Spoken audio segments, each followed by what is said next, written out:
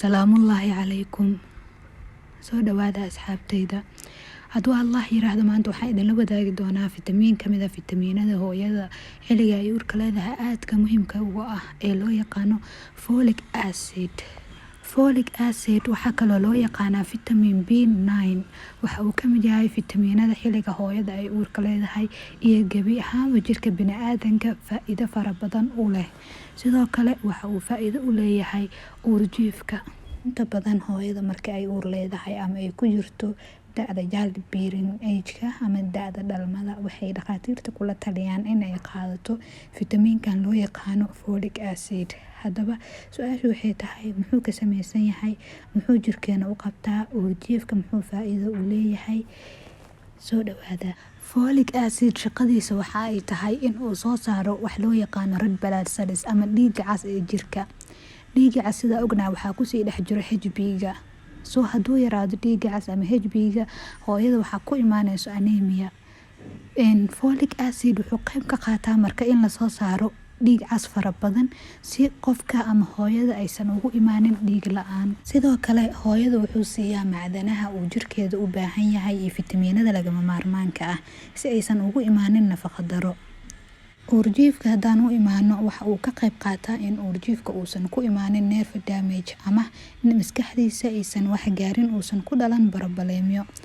Sidoo kale wuxuu ka hortagaa wax loo yaqaano spina bifida oo ah hangulihii ama dheecaanka ku jirtay laf dhabarta in aysan banaanka usoo daadan, ayadana wuu ka hortagaa. Wuxuu kaloo ka hortagaa in uurjiifka uusan ku dhalan miisaan ka yar miisaankiisa, oo inta uu ku jiro minka hooyada ayuu helayaa nafaqo ku filan. Sidoo kale bilihiisa ayadoo la gaarin in uu soo baxo oo uu dhasho, ayadana wuu ka hortagayaa. Waxa loo yaqaano dhiciska, ayadana wuu ka hortagayaa. Taas micnaheedu waxay tahay in uu yahay folic acid fitamiinka ugu muhiimsan oo ay qasab tahay hooyada xilliga ay uurka leedahay in ay isticmaasho.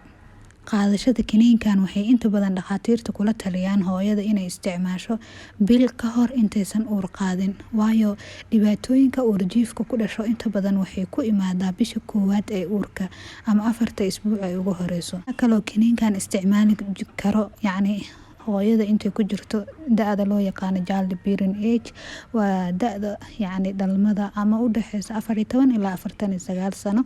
Si caadi ah normal ah ayadoo dhakhtar u soo qorin ayay isticmaali kartaa. Tele ek ayaad maalinkii isticmaalaysaa oo qaadanaysaa. Maalinkii waxaa loogu talagalay inay hooyada isticmaasho 400 oo microgram. 400 oo microgram inay qaadato ayaa loogu talagalay maalinkii.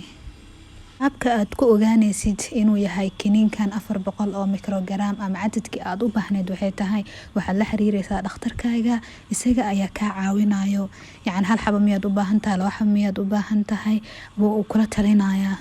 Tirada uu ku yiraahdo isticmaal. Mana haboono inaad ka badsato 400 oo microgram, waayo dhibaato ayuu leeyahay. Waxaa jiro cuntooyin uu ku badan yahay folate-ka ama folic acid-ka. Waxaa ka mid ah qudaarta cagaaran, vegetables-ka aad ay ugu fiican yihiin hooyada. Vegetables-ka waxaa ka mid ah ansalaatada iyo wixii la mid ah. Sidoo kale wuxuu ku badan yahay fruits-ka qaarkood sida mooska, avocado-da, liin macaanta iyo wixii la mid ah. Qudaarta hadaa aad u isticmaasho, ayadana way kaa caawinaysaa inuu jirkaada yeesho fitamiinka loo yaqaano B9 ama folic acid. Xilliga aad uurka leedahay ama aad ku jirtid da'da dhalmada, waa muhiim in caafimaadkaaga iyo kan uurjiifkaaga aad ka fikirto.